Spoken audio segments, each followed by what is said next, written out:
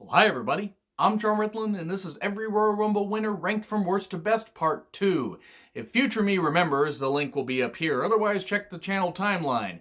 So I left off, right at entrant number 18, or I did, entrants 35 through 18, because 35 Royal Rumble winners. That's why this is a two-parter, because it simply would have been impossible to knock into the finer details and still have, just one video with the entire list. So thank you guys very much for checking out part 1. And now for part 2, because we got 17 more entrants. And then also want to make mention, I got 10 Royal Rumble matches where the wrong person won coming up here a little bit later. And thank you guys very much for checking out the content. Once again, I know I say it a lot, but thank you guys. It really does mean a lot. Now, number 17, Randy Orton 2009. This was when Randy Orton was a full-on dick heel. He had punted Vince McMahon. They had somehow allowed him in the Rumble and not suspended him. And then they kind of turned that into a weird storyline where he was feuding with Triple H and DDT'd Stephanie. And, well, that was something. But here he entered in at number 8. Sure, this was, maybe not a ton better than 2017 when he only eliminated one person, because he only eliminated 3 here. But he has legacy stablemates, Cody Rhodes and Teddy DiBiase Jr., and that was nice. Sure, maybe it was a little obvious, but at least Orton winning here made sense. They built it up properly. The reason, even though I'm praising this, that this is ranked so low, is because he didn't win the title at Mania. Now, he would win it a little bit later, and that's great, and would have a good run with it, but it just was a little bit odd that he would not, that they wouldn't give him the championship at Mania, and they kind of undercut that whole thing. But eventually they would get there, and he would have a nice heel run with it. So, yeah, that's why it's ranked here. Could have been ranked higher had they done a little bit better with, the fallout heading into Mania. So, number 16, Seth Rollins 2019. Okay. Initially, I was prepared to put this in the top 10 because it was great to see Seth Rollins win, and then he beat the Beast, and then would go on to have a pretty goddamn lame Universal Championship run. Whether that was his fault, whether that was creative's fault, is up in the air. But Seth Rollins winning was really goddamn cool. It was nice to see, somebody like a fan favorite, at least at the time. I mean, good God, now Seth Rollins is one of the most hated men in WWE, and at least they're having him embrace that. But at this time, he was really over, and they kind of mucked that whole damn thing up, and the fallout and all that stuff. But him winning was a great idea. Now, I would have preferred to have seen Drew McIntyre win. He should have won. He went out a little bit too quickly. But with Seth, it at least made sense. So that's why he's ranked right here. And we're going to stay in 2019 because number 15 is Becky Lynch. Now, okay, the whole thing with the knee and stuff like that, and the way they kind of did that was a little bit dumb. But they played into a lot of the drama pretty damn well. And at least Becky winning definitely made sense. We didn't want Charlotte to win, though Charlotte would get shoehorned into the main event because we all wanted that. She would beat Asuka again just before Mania this time, and oh boy, that's old. I'm not going to knock Charlotte, but fucking hell, that was a stupid, stupid decision. But anyway, Becky winning here was great. The way they did it was a little bit and that's why it's not quite in the top 10, but she would win. They would kind of flub up the build-up a little bit with her selling the knee and then not, disclosing if she had a knee injury or not. And they would involve the Authority because that's all what we wanted. But at least they had her win at Mania. Botch finish aside. Was what it was. She's had a long run with the championship. As of this recording, she is still the Raw Women's Champion. There's been some good feuds, there's been some bad feuds. But at least they've been consistent with booking her as the champion. She's been the woman, and then that's why Ronda Rousey's going to beat her at WrestleMania is more likely. But I liked the fact that Becky Lynch won. And booking aside, it made sense for Becky Lynch to win here. There weren't too many other women they could have really gone with that they were going to put in the main event, as much as I like many of the women that they included here. So, we get to number 14, Shinsuke Nakamura, 2018. Here's why Shinsuke is ranked a little bit higher than Asuka, which, again, was on the first list, and you can check that out up here if future me remembers that link. Shinsuke Nakamura winning was not as much of a foregone conclusion. Even though there were rumblings about it, I still didn't believe they were going to go with him. They ended up going with him because he would win and then he would lose to AJ Styles again and again and again and again and again. But him winning the championship would have actually ranked this probably top 5. Him winning the Rumble, however, he's got to be in the top 15 and a bit of the upper echelon because it was a big goddamn deal. It was great to see Nakamura motivated here. It was a good Rumble match. The women's match maybe was a little bit better, maybe because it was more historic. But this was really well done, and Shinsuke winning was goddamn perfect. And the fact he eliminated John Cena, Roman Reigns, that's a pretty damn big deal. That's really good shit. And that showed they had a lot of faith in him. And then that all got destroyed and everything with losing to AJ about 18 million times. But the Royal Rumble win does rank this just a little bit higher than maybe some would expect. And we get to number 13, Yokozuna, 1993. Randy Savage hit the elbow drop and tried to cover him. Randy Savage was not very good with Rumble matches. 92 93, pretty much eliminated himself both times. Even though in 92 they said, oh, you have to propel yourself over the top rope. And then they abandoned that premise a little bit later in 1997 with Will Mascaras, but whatever. Yokozuna was the right call here. He should have won, and he did win. Eliminated like 6-7 people, something like that. And he was the right type of heel to win this here. And he would go on to WrestleMania. He would beat Bret Hart, and then he would lose the title to Hulk Hogan because they stupidly issued a challenge because Hulk Hogan had to have his ego stroked and had to be champion. And no, I talked about Hulk Hogan's ego trip in 1993 in a video in 2018. You can check that out if you want. It's probably my rants list or something. I've done a lot of videos, so forgive me if I don't remember what playlist some of my videos are on, but I digress. Yoko would then win the championship back at King of the Ring 93 and would hold it all the way through to Mania 10.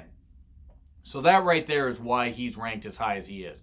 Sure, the performance may have not been all that great, but as a big man who could move like that and somehow didn't hurt people, I don't know how, as big as he got, he never hurt people, job guys and others, with the bonsai drop. I have no idea. I have no idea how, but he was a safe worker, very athletic for being as huge as he was, and his Rumble win was a pretty big deal. I mean, you could argue that he wasn't the first heel to win, but Ric Flair got a pretty good pop even though he was a heel. So I would argue that Yokozuna was the first true heel to win a Royal Rumble. Because Rick at least got, sizable pop, and it was a big deal for him to win the championship. So we get to number 12, Triple H, 2002, returning from a quad injury and winning the whole damn thing. Big fucking pop. Him and Austin having that face-off and, beating up a couple people was pretty cool until more people started getting in. Mr. Perfect having a good run and everything. But Triple H, sure, the quad was still tender because it's a quad injury. You kind of need your quad to walk around. Insert Kevin Nash joke here. Thank God Kevin Nash is okay and he is healed and everything, and thank God he is in much better spirits. But with Triple H here, he was the only winner. He was the only one that could win. They could have had Austin win, but Triple H had this comeback story. He had to win here. And then he had that face-off with Kurt Angle at the end. That was great. He would win the championship against Chris Jericho in a match that wasn't all that good. And had Rock and Hogan been the main event, had this been on the underneath, it probably would have been better received. But it ended up being more Triple H and Stephanie. And then Triple H would only hold the championship for a month before losing it to Hogan. He would go on a much better heel run a little bit later in the year, feud with Shawn Michaels, win the World Heavyweight Championship. Well, actually, he was gifted it. Good job there. That became the Reign of Terror. Easy for me to say. But with this and with winning at Mania, that's why it's ranked as high as it is. Okay, now we get to number 11. This is where things get controversial because people probably expected this one to be higher, but Shawn Michaels, 1995. Here's why Shawn Michaels' first Rumble victory is not ranked as high as his second. 38 minutes, and how many ever seconds? 17, 34 seconds, I don't remember. I'm sorry, that's not a Rumble victory for somebody that enters at number 1 and goes the distance. The 60-second intervals fucking killed it. Now, great that he won. Do not get me wrong. It still showed, good stamina from him, or great stamina from him and British Bulldog to be number 1 and 2 and then survive to the end. I'm not going to say I can get out there and do anything for 38 goddamn minutes. At least that kind of action, that kind of hot and heavy action, or whatever, with the relentless pounding and everything. Sorry, I lost my train of thought. With Shawn Michaels, he had all the momentum here at this point, and yeah, he was a heel, but they wanted to, suddenly push him. I would have rather had Bulldog win, but I don't think they believed the Bulldog would have been a champion or could have been worthy of being champion at this point. Shame, because ability alone dictates he should have been WWE champion. Now, with this, he did lose to Diesel at Mania 11. Then he was written off for a bit because he had some kind of injury or something like that. So that's why it's ranked a little bit lower. It was a big deal because he was the first one to go from number 1 to the end, even though Ric Flair lasted longer than Shawn did, entering number 3 in the 92 Rumble. Don't worry, I'll get to that one here. But Shawn does deserve a bit of a shout here because he was first one to enter at number 1. Now we go to number 10, Stone Cold Steve Austin, 2001. Not ranked as high as another Rumble victory that he had, but ranked higher than the 1997 one. And people are surprised by that. Well, here's why. In this one, he may have entered way, way later than he did in the 97 one and eliminated fewer people. He did eliminate some, and he eliminated Kane, who lasted a long goddamn time. Good God, Kane lasted a long time there. Would have been a shame to see Kane win the Rumble, even though he probably should have in hindsight, but it made more sense for Austin to win, just based on how well Kane performed. But with this, he went on to win the championship from The Rock, turned heel, all that. Whether you agree with the heel turn or not, I don't. At least it was impactful.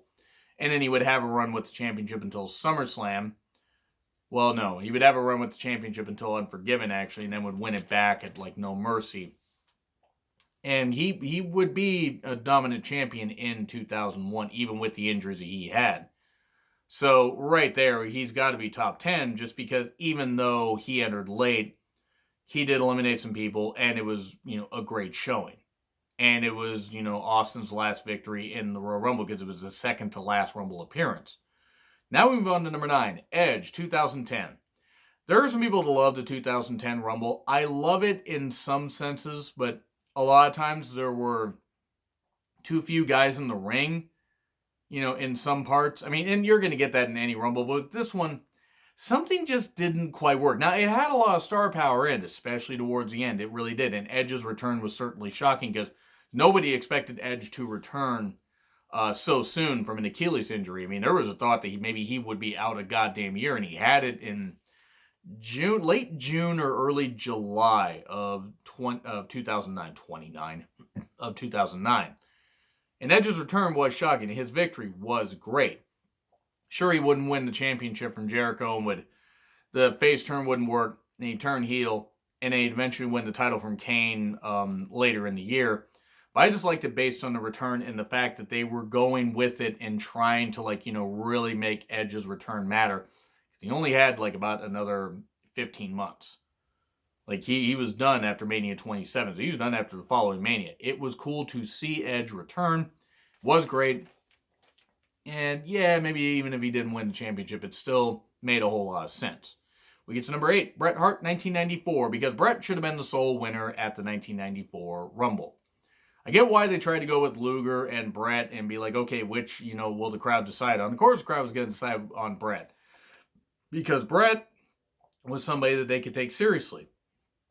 Luger, just at that point, fell flat. It wasn't that Luger wasn't a good performer. He was a much better heel. His 89 to 1990 run was pretty goddamn good. Even his stuff at 91.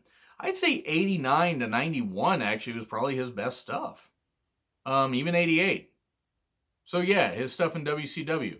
I can't name really any good match that he had in WWE. I mean, decent matches, sure. But it is what it is.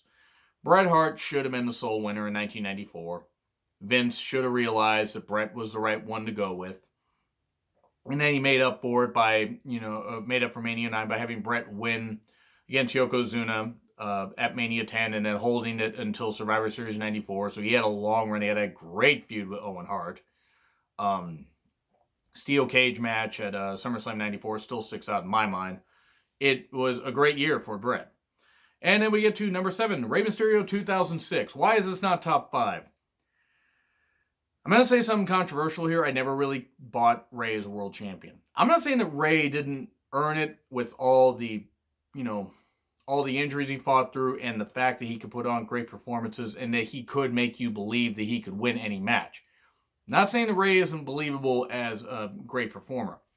I didn't buy him as world champion.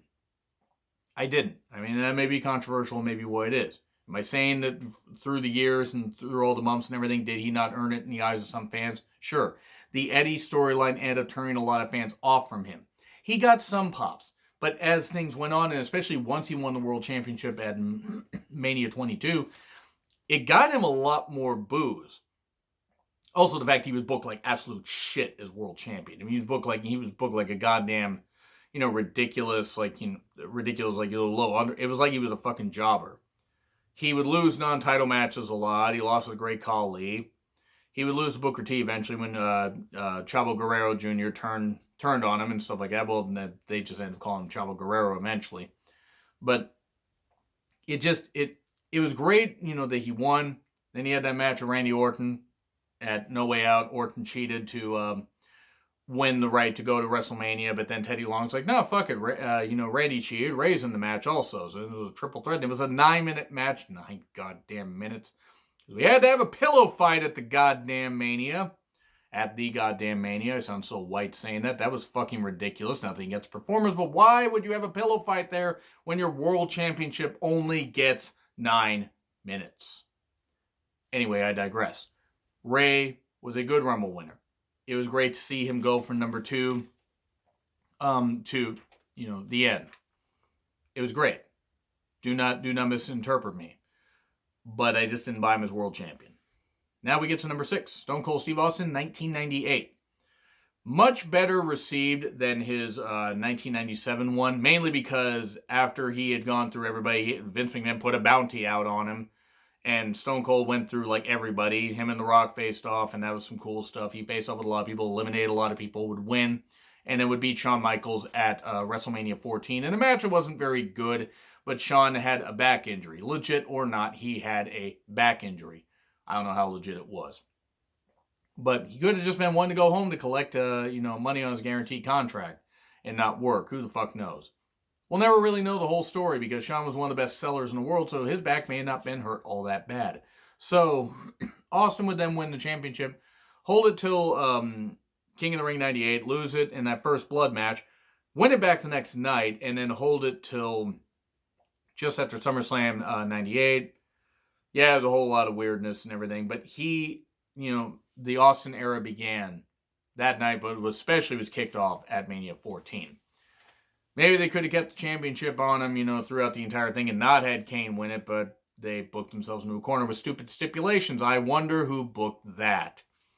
So we get to number 5, The Undertaker, 2007. Undertaker, the first man to win at number 30. And, of course, then naturally John Cena would be the second man at, the following Rumble. But anyway, Undertaker winning here was great. Him and Shawn Michaels having that great match within a match. Tease for the WrestleMania 25 encounter. Undertaker absolutely deserved the victory here. Sure, he would end up being injured soon after beating Batista at WrestleMania 23 in a match that should have been ranked much higher or put up much higher on the card than it was. But good God, they tore it down.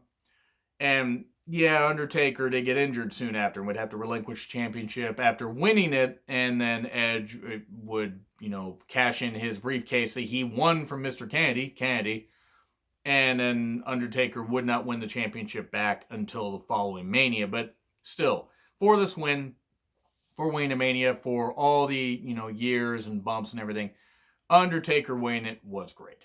We get to number 4, Batista, 2005. Much better received than his 2014 victory. Batista, I can't tell you just how over Batista was at this point. He was fucking over like crazy. They had done a great job building up this whole thing with him and Triple H. And though they're buddies, but no, there's personal strife. Because Triple H is kind of keeping Batista under his thumb because he knows that he's going to break out and he's going to do all this stuff. And Batista would enter number 28.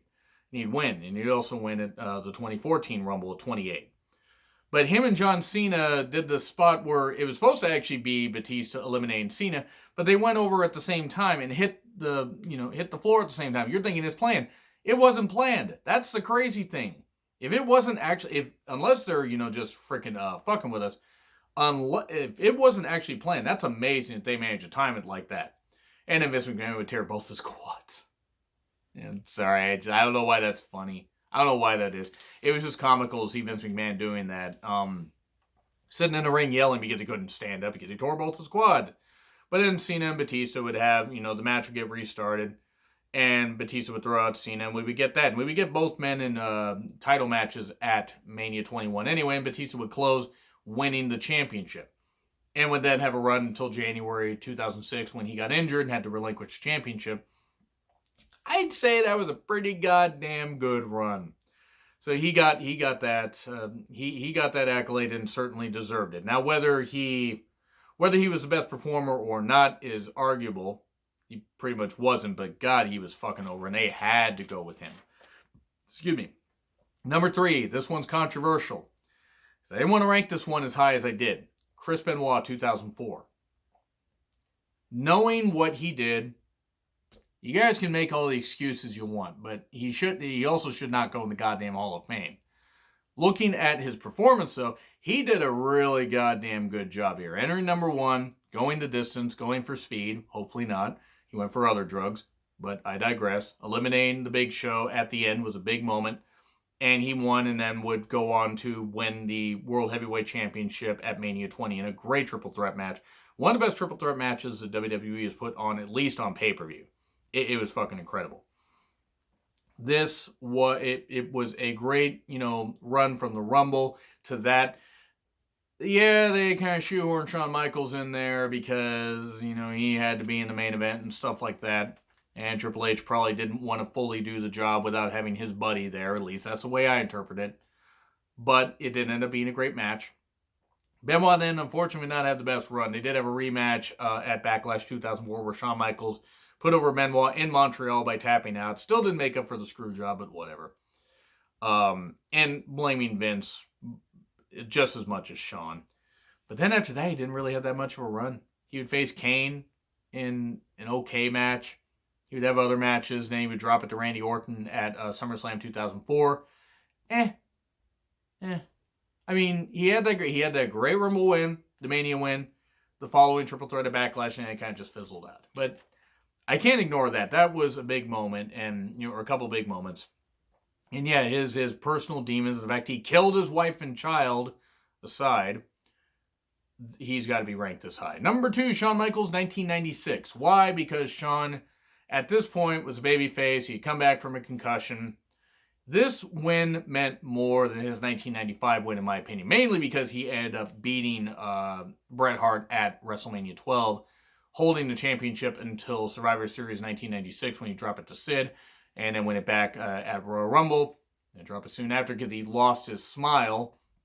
And fucked all that stuff up for Mania 13, which was not a very good Mania anyway. And I don't even know if it would have been all that good with Shawn and Bret, on top. I don't know if it would have been all that good. But Shawn Michaels winning in 96 made the most sense. It was great stuff. He eliminated Diesel to close out the Rumble. Didn't close out the show because it was Taker and Bret to close the show, and Diesel screwed over Taker because you had to have a Mania program for somebody before Nash left for WCW, which I don't blame him because it was a lot of money. But Shawn Michaels winning here made the most sense. And it was great stuff. This was much more... The 1995 one was well received. This one was better received. People were ready to accept Shawn Michaels as a babyface. Now, they would boo him later on, especially at Survivor Series... 1996, fucking hell, they cheered Sid a lot. But they cheered Shawn on this night, and even cheered when he won at Mania 12. Now, number 1, Ric Flair, 1992. Yes, he won the championship here and would only hold it for a couple months before losing it to Randy Savage, and then would win it back in early September, late August, early September of 92. Hold it for a bit and drop it to Bret. So the totality of his WWE title runs here was 4 months, maybe 4 months, something like that, maybe 4.5 if you really go with the days. But here's why. Great, moment of him winning, entering number 3, going the distance, and winning. He won the WWE Championship. First time the championship had been on the line in Royal Rumble history. And I mean, Royal Rumble was in its infancy, but still, it was, a big moment.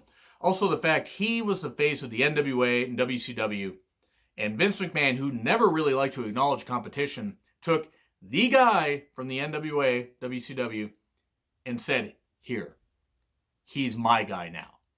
I'm going to use him the way you guys should have been using him, the last number of months that he was in the company.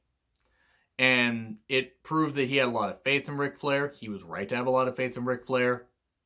Rick had got his confidence back, as you could tell, because he wasn't, being asked to be Spartacus, a gladiator. Fucking hell, Jim Herd's a goddamn idiot.